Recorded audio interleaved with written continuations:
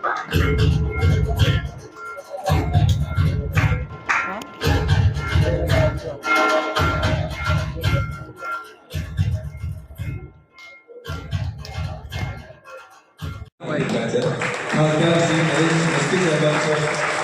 करण्याची युवा संघटनेने केलं आहे.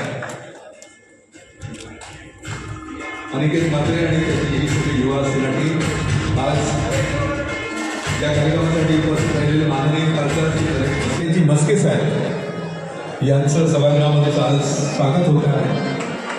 सर्वांनी कळ्यामधून जोरदार कळ्यामधून त्याचे स्वागत आहे आणि ती संधी आज आपल्याला मिळालेली आहे. मला असं वाटतं की जोरदार कळ्यांपर्यंत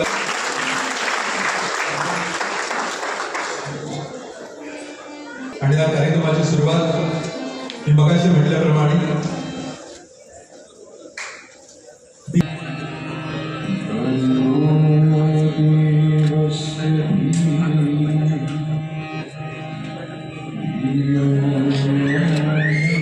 खूप मोठा निर्णय माननीय नरेंद्र मोदी साहेबांनी घेतलेला आहे.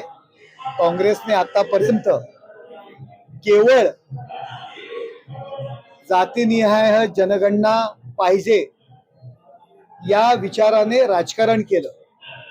स्वातंत्र्यानंतर पहिल्यांदा हा निर्णय घेण्यात आला. 10 वर्ष नरेंद्र मोदी साहेब पंतप्रधान आहेत. इतके वर्ष काँग्रेसने या देशावर राज्य केलं, परंतु जातीनिहाय जनगणना करण्याचा निर्णय घेतला नव्हता.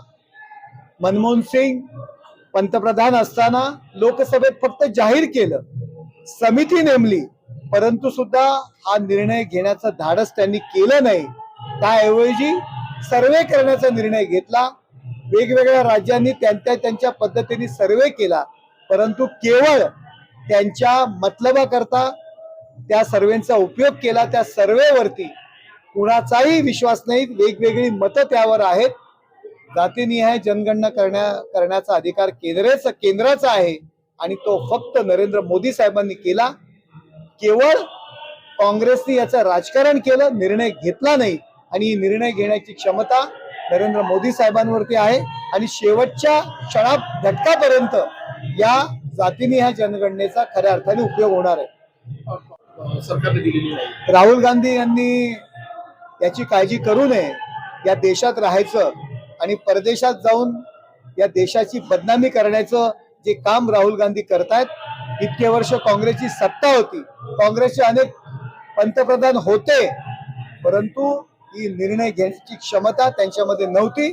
त्यामुळे त्यांनी याची चिंता करू नये. घोषणा केलेली आहे, लवकरात लवकर जनगणना ज्यावेळी सुरू होईल त्यावेळी जातीनिहाय जनगणना सुद्धा लवकरात लवकर सुरू होईल.